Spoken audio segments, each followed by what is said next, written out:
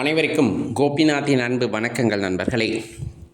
மகாலயபட்சம் அப்படின்னு சொல்லக்கூடியதோட சிறப்பு நமக்கு எல்லாம் தெரியும்.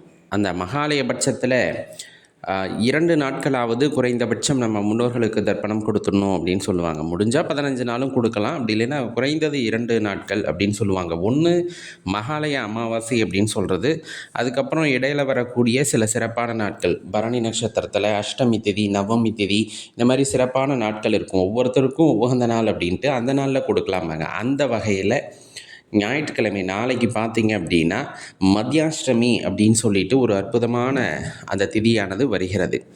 மத்தியாஷ்டமி அப்படின்னு நம்ம பார்த்தோன்னா இந்த மகாலயபட்சத்தில் வரக்கூடிய அஷ்டமி திதியை அவ்வாறு குறிப்பிடுவாங்க. பொதுவாக அந்த உயிர்களுக்கெல்லாம் காவலனாக இருக்கக்கூடியது காலபைரவர் அப்படின்னு சொல்லுவாங்க. நம்ம காலபைரவர் வழிபாட்டுக்கு ரொம்ப உகந்தது அப்படின்னு பார்த்தோம் அப்படின்னா இந்த அஷ்டமி திதியை சொல்லுவாங்க. அப்போ இதுவரையிலும் நம்ம முன்னோர்களுக்கு தர்ப்பணமே கொடுத்ததில்லை அப்படிங்கிறவங்க, வழிபாடே செய்ததில்லை அப்படின்னு சொல்லக்கூடியவங்க, இதுவரையிலும் அந்த வழிபாட்டை பற்றி நாங்கள் யோசித்ததே இல்லை அப்படின்னு சொல்கிறவங்க எல்லாமே முதல்ல நீங்கள் தர்ப்பணம் கொடுக்கணும் அப்படின்னு சொன்னோம்னா இந்த மத்தியாஷ்டமி அந்த திதி இருக்குது இல்லையா, இந்த திதியில் தர்ப்பணத்தை கொடுத்து ஆரம்பிக்கிறது அப்படிங்கிறது ரொம்ப சிறப்பான விஷயம்.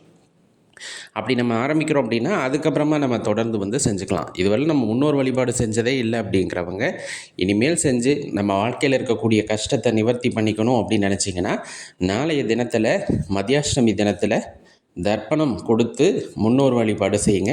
கண்டிப்பாக அது காலபைரவரோட அருளும் உங்களுக்கு கிடைக்கும், முன்னோர்களுடைய அருளும் உங்களுக்கு கிடைக்கும் அப்படிங்கிறது அசைக்க முடியாத நம்பிக்கை. அதே போல் அவிதாவா நவமி அப்படின்னு சொல்லக்கூடிய அடுத்த திங்கட்கிழமை வரக்கூடியது. இது முன்னோர்களில் குறிப்பாக வீட்டில் சுமங்கலியாக இறந்துருப்பாங்க இல்லையா, அவங்களுக்கு தர்ப்பணம் கொடுக்கறதுக்கு ரொம்ப உகந்த நாள் அப்படின்ட்டு குறிப்பிடப்படும்.